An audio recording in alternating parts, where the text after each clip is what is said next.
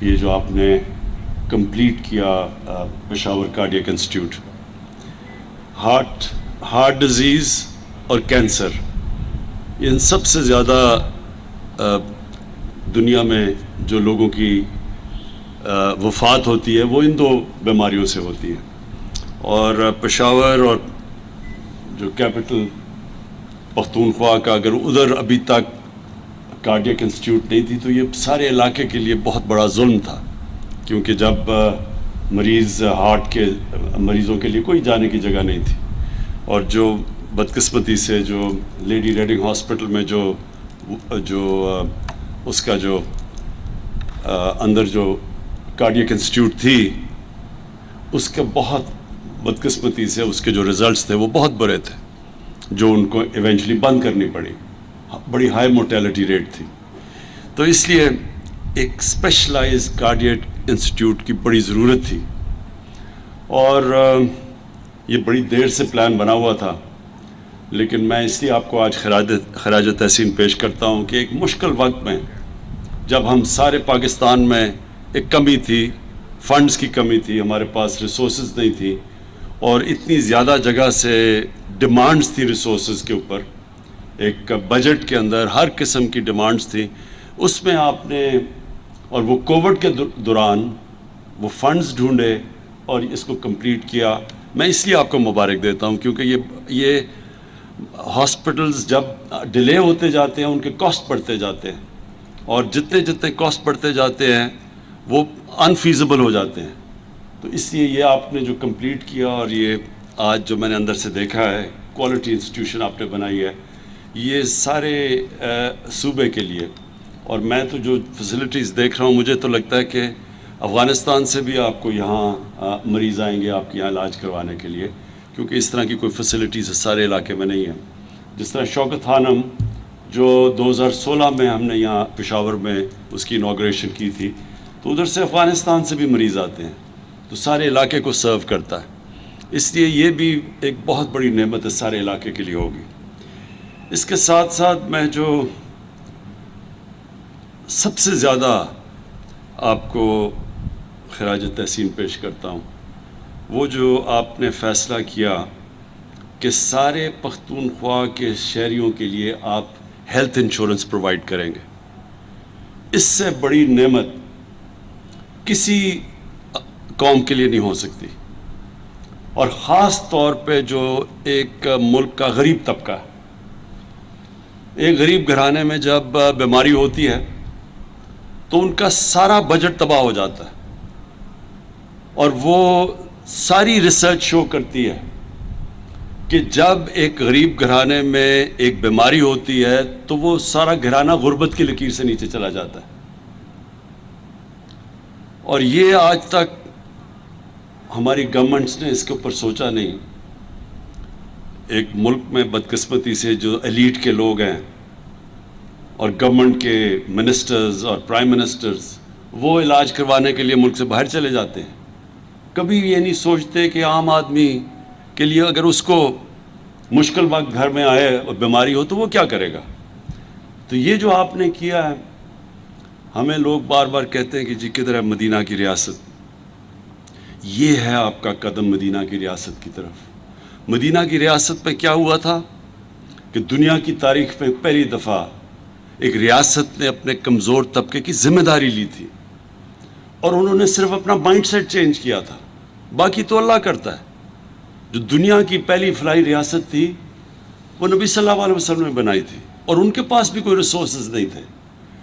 آج جو فیصلہ کیا پختونخوا نے کہ سارے شہریوں کو ہیلتھ انشورنس ملے گی، آپ کو یہ حیرت ہوگی کہ ہمارے سے کتنے زیادہ امیر ملک، انہوں نے بھی اپنے یونیورسل ہیلتھ کوریج انہوں نے بھی نہیں دی اپنے لوگوں کو۔ تو یہ جو آپ نے کیا ہے، اس سے سب سے پہلے تو ہر غریب گھر کے اندر ایک کانفیڈنس ہوگا کہ کسی قسم کی بیماری ہو تو ان کے پاس ایک ہیلتھ کارڈ ہے۔ دوسرا، شاید آپ کو بھی اندازہ نہیں ہے کہ آپ نے ایک ہیلتھ کا انقلاب لے آئے ہیں پاکستان میں، اس سے سارا ہیلتھ سسٹم آپ کا کھڑا ہو جائے گا۔ گورنمنٹ کے پاس تو پیسے نہیں ہیں کہ ساری پاکستان میں ہسپتال بناتی پھرے، ہمارے پاس تو ریسورسز نہیں ہیں. ہمارے پاس بدقسمتی سے قرضے اتنے چڑھے ہوئے ہیں کہ ہم جو آمدنی اکٹھا کرتے ہیں ہر سال کی ٹیکس کی، آدھا تو قرضوں کی قسطوں پہ چلا جاتا ہے. تو 22 کروڑ لوگوں کے پاس، ہمارے پاس تو وہ فنڈز نہیں ہیں کہ ہم ساری جگہ ہیلتھ کوریج دیں. لیکن ہیلتھ کارڈ کی وجہ سے پرائیویٹ سیکٹر آئے گا اب، اور پرائیویٹ سیکٹر آ رہا ہے اب ہاسپٹلز بنانے کے لیے، کیونکہ جس کے پاس ہیلتھ کارڈ ہوگا وہ گورنمنٹ ہاسپٹل یا پرائیویٹ ہاسپٹل کہیں بھی جا سکتا اپنا علاج کروانے کے لیے. تو اس کا مطلب کہ وہ علاقے جدھر پرائیویٹ سیکٹر نہیں جاتا تھا ہاسپٹل بنانے کے لیے، کیونکہ وہ سمجھتا تھا کہ لوگوں کے پاس اتنے وسائل ہی نہیں ہے سسٹین کرنے کے لیے، وہ اب غریب علاقوں کے اندر ہاسپٹلز بنیں گے. پرائیویٹ سیکٹر وہاں جائے گا، وہاں سیٹ اپ کرے گا پرائیویٹ سیکٹر ہاسپٹلز. اور میں نے سارے اپنے 2 جو صوبے ہیں ہمارے پی ٹی آئی کی گورنمنٹ کے نیچے، پختونخوا اور پنجاب، ادھر میں نے انسٹرکٹ کیا ہوا ہے کہ پرائیویٹ سیکٹر کے ہاسپٹلز کو سستے داموں پہ زمین دی جائے. اور ہم نے وہاں پنجاب میں تو انسٹرکٹ کیا ہے کہ جو ایویکیو ٹرسٹ کی پراپرٹی ہے یا اوقاف کی زمینیں ہیں، ان کے اوپر بڑے سستے دام پہ پرائیویٹ سیکٹر کو ہم کہیں کہ ہاسپٹلز بنائیں. تو زمین جب سستی ہوگی اور ہم نے ساری اکوپمنٹ ہاسپٹلز کی، جتنی بھی اکوپمنٹ جو پاکستان میں نہیں بنتی، اس کو ڈیوٹی فری کر دیا پاکستان میں، تاکہ باہر سے اکوپمنٹ منگوا سکیں ہاسپٹلز کے لیے. اور پھر ہیلتھ کارڈ وہ ایک ایسی چیز ہے کہ جب لوگوں کے پاس آ جائے گا اسپینڈنگ پاور ہیلتھ کارڈ کی وجہ سے، تو انشاءاللہ آپ دیکھیں گے کہ یہ سارے پاکستان میں انقلاب آئے گا، ہاسپٹل ساری جگہ بنیں گے. اور سب سے امپورٹنٹ چیز، گورنمنٹ کی ذمہ داری سب سے امپورٹنٹ ہے کہ لوگوں کی صحت کا دھیان رکھے. تو یہ ایک بہت بڑا قدم ہے. آج یہ آپ نے انسٹیٹیوٹ بھی بنا دی، کارڈیاک بھی اور کوالٹی کی بھی. میں صرف یہ ضرور کہوں گا کہ اس کی کوالٹی کا آپ نے مسلسل دھیان رکھنا ہے کہ یہ کبھی بھی کوالٹی اس کی نہ نیچے جانے دیں. کیونکہ ہوتا کیا ہے گورنمنٹ ہاسپٹلز میں کہ تھوڑی دیر کے بعد، کیونکہ گورنمنٹ ہاسپٹل ہے، لوگوں کو وہ اس طرح کی تکلیف نہیں ہوتی جو کہ پرائیویٹ ہاسپٹل میں ہوتی ہے. اور وہ ہوتا کیا کہ آہستہ آہستہ اس کی سٹینڈرڈ نیچے چلی جاتی ہے. تو اس ہاسپٹل میں نے جو ابھی دیکھا ہے آپ کا بڑا چیلنج ہوگا کہ آپ اسی طرح کی سٹینڈرڈ کو آپ مینٹین کریں جو آج میں نے دیکھی ہے. اور وہ ہماری شوکت خانم کی سب سے بڑی ہاسپٹل کی کامیابی یہ ہے کہ آج بھی آپ چلے جائیں شوکت خانم میں 25 سال سے بنے ہوئے ہیں، تو ان کی سٹینڈرڈ اوپر ہی گئی ہے، نیچے نہیں آنے دی ہم نے. اور یہ ہے سکسیس آپ کے اس ہاسپٹل کا کہ یہ بھی ایک، میں چاہتا ہوں گورنمنٹ ہاسپٹل کوالٹی کے بنے، تاکہ لوگ یہ نہ ہو کہ اب تک کہ صرف غریب لوگ گورنمنٹ ہاسپٹل میں آتے ہیں اور پیسے والے لوگ پرائیویٹ ہاسپٹلز میں.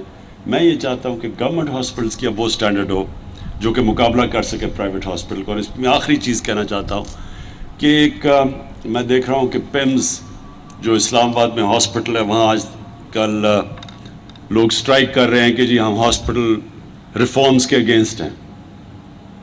میں ان سٹرائکرز کو آج یہاں سے میسج دینا چاہتا ہوں. مقصد ہے،